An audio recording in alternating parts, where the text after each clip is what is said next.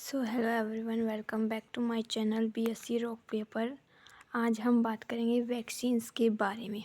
ठीक है, तो वैक्सीन्स आपको पता ही होगा क्या होता है वैसे तो, लेकिन मैं आपको उनके थोड़े सा डिटेल के बारे में पढ़ाऊँगी। जैसे सबसे पहले हमारी फर्स्ट लाइन है, DNA vaccine is DNA sequence used as a vaccine.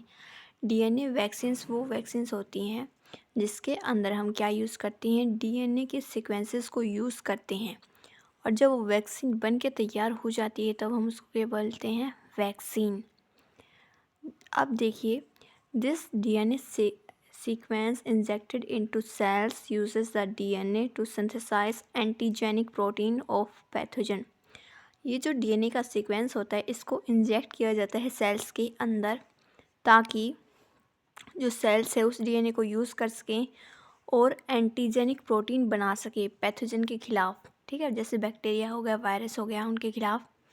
Next है, as this DNA inserted into cells it is translated to form antigenic protein as this protein is foreign to cells so immune response triggers against this protein.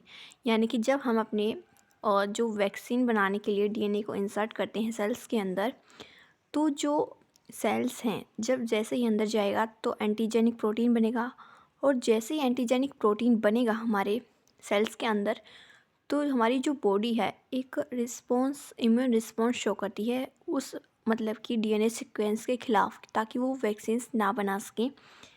ठीक है, हमारी body उस protein के खिलाफ क्या बनाती है, वैक्स और रिस्पॉन्स शो करती है। In this way DNA vaccines provide immunity against that pathogen. जैसे जैसे हमारी डीएनए की वैक्सीन बनेगी वो क्या काम करता है, इम्यूनिटी हमें प्रोवाइड करता है, किसके खिलाफ, पैथोजन के खिलाफ। ठीक है, अगला है हिस्ट्री ऑफ डीएनए वैक्सीन, यानी कि डीएनए के वैक्सीन को बनाने में किस किस ने योगदान दिया था अपना। इन 1983 Enzo पेलोटी produced recombinant DNA vaccine by using genetic engineering to transform ordinary smallpox vaccine into vaccine। यानी कि 1983 में एक साइंटिस्ट थे एंजो प्लोटी, उन्होंने क्या किया था, रिकॉम्बिनेंट डीएनए वैक्सीन को प्रोड्यूस किया था जेनेटिक इंजीनियरिंग को यूज़ करके। उन्होंने क्या किया, स्मॉल पॉक्स जो होता है उसकी वैक्सीन बनाई थी, यानी स्मॉल पॉक्स से लड़ने के लिए उन्होंने एक वैक्सीन बनाई थी।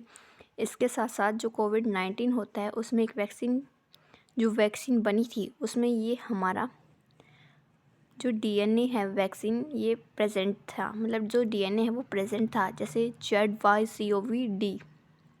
ठीक है, तो ये हमारा है मेजरली वैक्सीन्स के बारे में। आई होप आपको समझ में आया होगा।